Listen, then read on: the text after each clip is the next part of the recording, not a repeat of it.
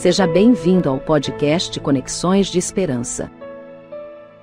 Este áudio é reprodução de leituras e reflexões diárias matinais de textos de Ellen White, feitas pelo pastor Carlos Alvarenga por videoconferência, através do aplicativo Zoom e transmitidas ao vivo pelo canal Conexões de Esperança no YouTube.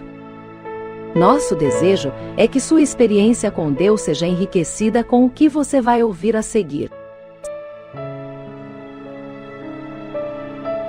Hoje as nossas considerações estão baseadas no capítulo 73 do livro O Desejado de Todas as Nações.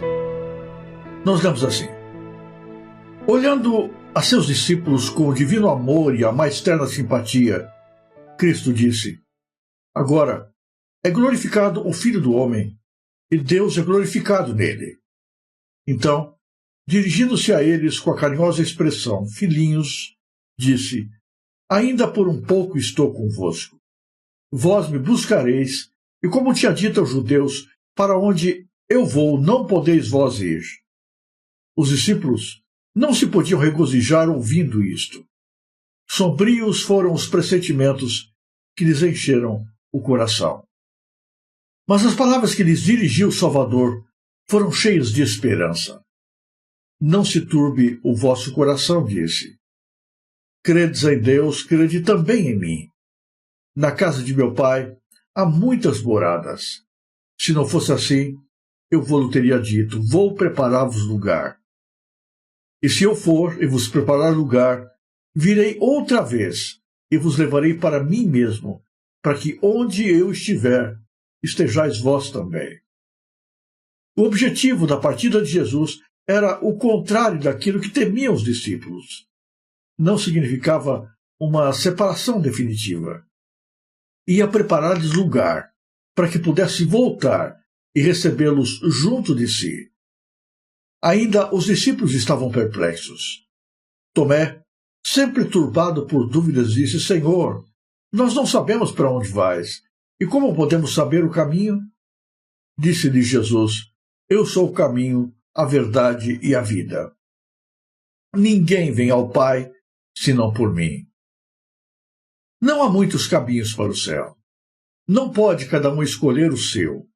Cristo disse: eu sou o caminho. Ninguém vem a meu Pai senão por mim. Desde que foi pregado o primeiro sermão evangélico, quando no Éden se declarou que a semente da mulher havia de esmagar a cabeça da serpente, Cristo foi exaltado como o caminho, a verdade e a vida. Ele era o caminho ao tempo em que Adão vivia, quando Abel apresentava a Deus o sangue do cordeiro morto, representando o sangue do Redentor. Cristo foi o caminho pelo qual se salvaram patriarcas e profetas. Ele é o único caminho pelo qual podemos ter acesso a Deus. Se vós me conhecesseis a mim, disse Cristo, também conheceríeis a meu Pai. Mas nem então os discípulos compreenderam. Senhor, mostra-nos o Pai, exclamou Filipe, o que nos basta. Admirado de sua falta de compreensão, Cristo perguntou com dolorosa surpresa: estou há tanto tempo convosco e não me tendes conhecido, Filipe? Será possível que não vejas o Pai nas obras que ele faz por meu intermédio? Não crês que vim testificar do Pai? Como dizes tu, mostra-nos o Pai? Quem me vê a mim, vê o Pai. Cristo não deixara de ser Deus ao tornar-se homem. Unicamente Cristo podia representar o Pai perante a humanidade. E essa representação haviam os discípulos tido o privilégio de contemplar por mais de 3 anos. Se os discípulos crescem nessa vital ligação entre o Pai e o Filho, a fé os não abandonaria ao verem os sofrimentos e a morte de Cristo para a salvação do mundo que estava a perecer. Enquanto Cristo proferia estas palavras, a glória de Deus lhe irradiava do semblante. E todos os presentes experimentaram um sagrado respeito ao escutar as suas palavras. Sentiram que o céu estava muito próximo. Na verdade vos digo, continuou Cristo, que aquele que crê em mim também fará as obras que eu faço. O Salvador estava profundamente ansioso porque seus discípulos compreendessem para que fim sua divindade estava unida à humanidade. Ele veio ao mundo para manifestar a glória de Deus, a fim de que o homem fosse erguido por seu poder restaurador. Deus se revelou nele, para que se pudesse manifestar neles. Sua perfeita humanidade é a que todos os seus seguidores podem possuir, se forem sujeitos a Deus, como ele o foi. E as fará maiores do que estas, porque eu vou para meu Pai. Por estas palavras, Cristo não queria dizer que as obras dos discípulos seriam de um mais exaltado caráter que as suas, mas que seriam de maior extensão. Todos quantos se puserem ao trabalho, não confiando no que eles próprios possam fazer, mas no que Deus, por eles e por intermédio deles, possa realizar, hão de certamente ver o cumprimento de sua promessa. Até então, os discípulos não estavam familiarizados com os ilimitados recursos do poder do Salvador. Dissera-lhes, até agora, nada pedistes em meu nome. Explicou que o segredo de seu êxito estaria em pedir forças e graça em seu nome. Ele estaria diante do Pai para fazer a petição por eles. Toda sincera oração é ouvida no céu.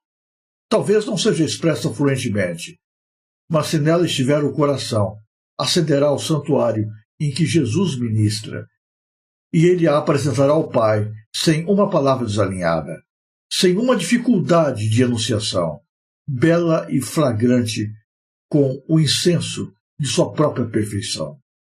O caminho da sinceridade e integridade não é isento de obstáculos, mas em cada dificuldade devemos ver um chamado à oração. Tudo quanto pedirdes em meu nome, disse Jesus, eu o farei, para que o Pai seja glorificado no Filho. Se pedirdes alguma coisa em meu nome, eu o farei. No nome de Cristo, seus seguidores devem subsistir diante de Deus. Graças ao valor do sacrifício feito por eles, são estimados aos olhos do Senhor. O Senhor fica decepcionado quando seu povo se estima como de pouco valor. Deseja que sua escolhida herança se avalie segundo o preço que ele lhe deu. Podem esperar grandes coisas se têm fé em suas promessas. A promessa do Salvador é dada sob condição. Se me amardes, guardareis os meus mandamentos. Ele salva os homens, não em pecado, mas do pecado. E os que o amam manifestarão seu amor pela obediência. Toda a verdadeira obediência vem do coração. E se consentirmos, ele por tal forma se identificará com os nossos pensamentos e ideias, dirigirá nosso coração e espírito em tanta conformidade com o seu querer, que obedecendo-lhe não estaremos senão seguindo nossos próprios impulsos. Quando conhecemos a Deus, como nos é dado o privilégio de o conhecer, nossa vida será de contínua obediência. Por meio da comunhão com Deus, o pecado se nos tornará aborrecível. Procure compreender os sentimentos e pensamentos de Jesus. Havia se dedicado integralmente aos discípulos dos últimos 3 anos. Todavia percebia que ainda os seus olhos estavam fechados, ainda a incredulidade dominava o seu coração, ainda não compreendia muito bem as coisas espirituais, ainda não tinham em si mesmos a força necessária para permanecerem de pé durante a tempestade. Depois que Judas saiu da sala, Cristo permanece ali. Os evangelhos registram algumas das muitas palavras que foram ditas por Jesus. Foram palavras solenes, importantes. No entanto, ainda assim, o coração dos discípulos parecia distante demais, tardio demais em compreender tudo o que Jesus queria lhes dizer.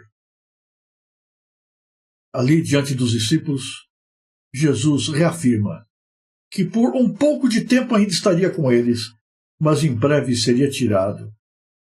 E os discípulos não poderiam acompanhá-lo. Os discípulos, então, tentaram compreender para onde Cristo ia. E Jesus faz a promessa mais preciosa que ouvidos humanos já escutaram. Não se turbe o vosso coração. Credes em Deus, crede também em mim. Na casa de meu Pai há muitas moradas. Vou preparar-vos lugar, e quando eu for e vos preparar lugar, virei outra vez, e vos receberei para mim mesmo, para que onde eu estiver, estejais vós também. Jesus compreende a tristeza que havia no coração dos seus e procura trazer-lhes conforto e segurança, mesmo no momento em que ele não estaria presente com eles. Afirma que se afastaria deles, mas seria por pouco tempo. Cristo, na verdade, voltaria ao Pai para preparar-lhes um lugar, para que pudesse então voltar e recebê-los para estarem para sempre junto com ele lá no céu. Filipe insiste com Jesus: Senhor, mostra-nos o Pai. Jesus repreende Filipe. Jesus diz: Filipe, há tanto tempo estou com vocês e vocês ainda não me compreenderam. Vocês não foram ainda capazes de enxergar o Pai por meu intermédio. O que vocês esperam enxergar ainda? O que vocês ainda buscam, além daquilo que têm experimentado ao estarem comigo? Que pena que os discípulos não souberam aproveitar como deveriam o tempo de permanência com Jesus. Que pena que endureceram seu coração, quando este coração deveria estar aberto à graça, à misericórdia, ao amor, à bondade de Deus, à compreensão de tudo que Deus havia lhes revelado. Jesus era a própria revelação do Pai. Cristo procura confortar os discípulos dizendo que, mesmo quando fosse, os discípulos não estariam sozinhos. Seu poder permaneceria com eles. O Pai estaria junto deles. O mesmo poder que estivera sustentando a Cristo também o sustentaria. E, em nome de Jesus, as suas orações seriam ouvidas. Na verdade, até aquele momento, eles não haviam sido ousados na sua busca do poder de Deus. Tinham buscado pouco da graça do céu. Deviam ter coragem de pedir mais, de buscar mais, porque Deus desejava lhes abençoar mais. Cristo disse que, se ousassem, em nome de Jesus, buscar o poder de Deus, encontrariam graça suficiente para realizarem as mesmas obras que Cristo fez, em extensão ainda maior. É desejo de Deus responder às nossas orações, abençoar-nos a vida, estar junto de nós. Nós recebemos pouco de Deus porque o buscamos pouco. Pouco do poder de Deus se manifesta em nossa vida porque nós oramos de maneira muito insuficiente. Permanecemos apenas poucos instantes na presença do Senhor e nós o deixamos com muita facilidade. Estamos muito aflitos e agitados pelas coisas desta vida e deixamos de priorizar o relacionamento com o Pai que está nos céus. Deus desejava realizar mais na vida deles. Jesus tinha sonhos e planos maiores para a vida dos seus discípulos. Mas a sua vida espiritual era rasa, porque eles se contentavam com pouco, com muito pouco. Precisavam descobrir o segredo. O segredo seria manter-se em comunhão com Jesus. Em nome de Jesus, reivindicarem o poder e a presença de Deus na sua vida, e as bênçãos do Senhor se manifestariam sobre eles. Não é diferente conosco hoje. Nós estamos aqui no mundo ainda. Não somos diferentes dos discípulos. Nós não compreendemos todas as coisas, nem estamos no nível espiritual em que deveríamos nos encontrar. Recebemos muito pouco, porque buscamos muito pouco de Deus. Aproveitamos muito pouco da experiência com Ele, da comunhão com Ele, dos momentos que temos a oportunidade de ter a Bíblia nas mãos e de buscar a comunhão com os céus. Cristo tenta nos dizer, tenta nos falar ao coração, mas nós não ouvimos, porque os nossos ouvidos estão mais voltados para as coisas desta vida. Nós não entendemos exatamente aquilo que Cristo quer nos transmitir. Mas Cristo continua operando em nosso favor, falando ao nosso coração, convidando-nos a um relacionamento mais íntimo com Ele. Se nós o buscarmos com toda a intensidade de nossa alma, nós encontraremos em toda a plenitude de poder.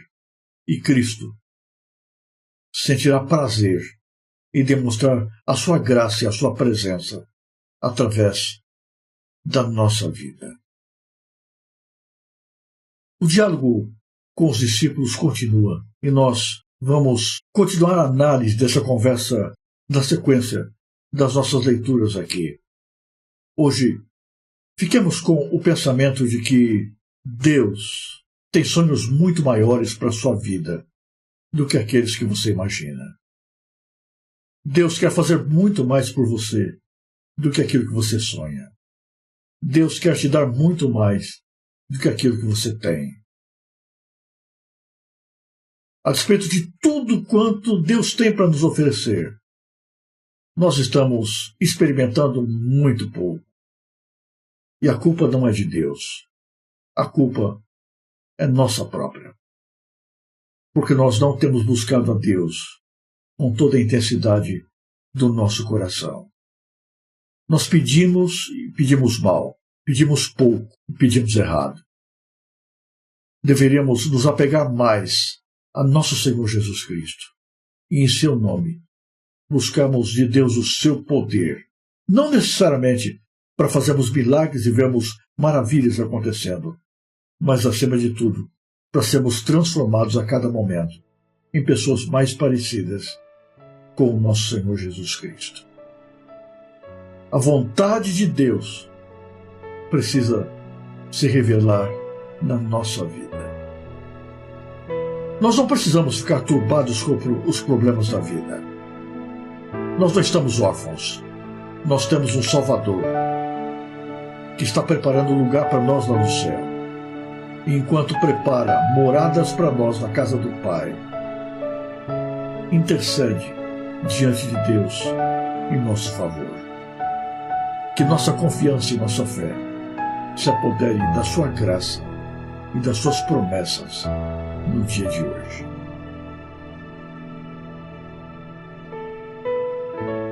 Se você apreciou este áudio, inscreva-se no canal para continuar conosco nesta jornada de crescimento espiritual. E se puder, não se esqueça de compartilhar com outras pessoas.